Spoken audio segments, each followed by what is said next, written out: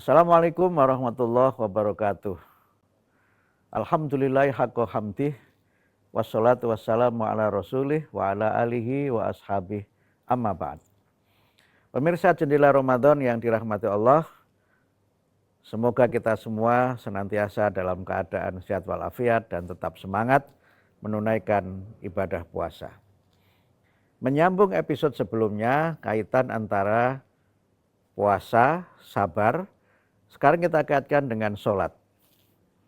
Yang cara ciri manusia yang bertakwa adalah mereka yang senantiasa menunaikan sholat. Di dalam Al-Quran beberapa kali sabar itu dikaitkan dengan sholat. Selain ayat yang saya bacakan dalam episode yang sebelumnya, Allah berfirman di dalam Al-Quran, wasta'inu bisobri wassalah wa innaha lakabiratun illa 'alal khasyi'in. Minta tolonglah kamu dengan sabar dan sholat, dan sungguh yang demikian itu sangat berat, kecuali bagi orang-orang yang khusyuk di dalam sholatnya. Alladzina yadununa annahum mulaqu rabbihim wa annahum ilaihi raji'un. Orang-orang yang sholat dengan khusyuk itu adalah mereka yang senantiasa menyadari bahwa ketika sedang sholat itu mereka sedang bertemu dengan Allah dan suatu saat dia akan kembali ke hadapan Allah.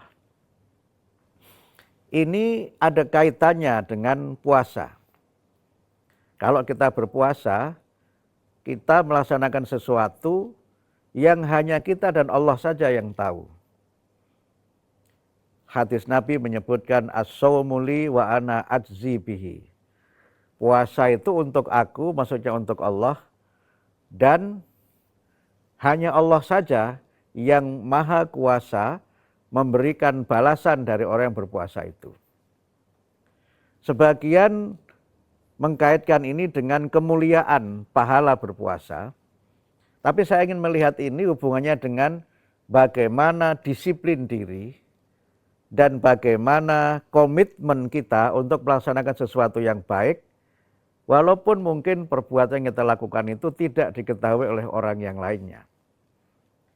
Puasa itu soal disiplin diri, puasa itu soal bagaimana kita melaksanakan sesuatu karena faktor-faktor internal yang sebelumnya kita sebut karena iman kita, bukan karena faktor-faktor eksternal. Lalu apa hubungan itu dengan sholat? Sholat itu ibadah yang secara durasi, secara waktu singkat. Ya kalau kita sholat itu katakanlah 5 waktu itu masing-masing, sholat duhur itu 5 menit. Gitu.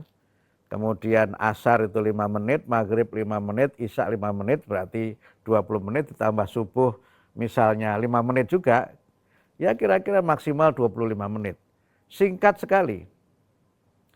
Tetapi pengaruh dari sesuatu yang singkat, yang rutin dikerjakan, itu sangat besar terhadap sikap mental kita dan kepribadian kita.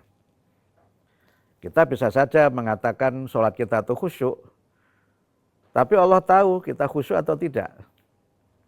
Kita bisa saja mengatakan kepada sejawat, saya hari ini puasa, tapi sesungguhnya barangkali tidak berpuasa, gitu. Dan orang tidak tahu, tapi Allah tahu.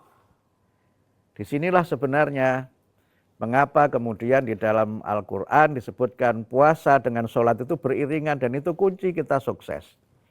Disinilah kenapa kemudian Al-Quran mengingatkan kita untuk mendidik anak-anak kita ini senantiasa sabar. Kalau kita baca di dalam Al-Quran surah Luqman disebutkan ya bunayya aqimis sholah wa'mur bil ma'rufi wanha anil munkar wasbir ala ma asabak inna dzalika min azmil umur. Luqman menasihati anaknya untuk senantiasa melaksanakan sholat, amar ma'ruf nahi munkar, dan bersabar atas segala musibah yang terjadi, dan itu adalah perkara yang harus kita bulatkan, kita tanamkan dengan penuh kesungguhan karena melaksanakannya tidak mudah. Pada saat kita sedang ada kesulitan, dengan sabar insya Allah ada jalan keluar. Dan kesabaran itu memberikan kepada kita stamina moral, stamina mental dan intelektual untuk mencapai sesuatu dengan motivasi dan semangat yang tinggi. Mudah-mudahan bermanfaat. Wassalamualaikum warahmatullahi wabarakatuh.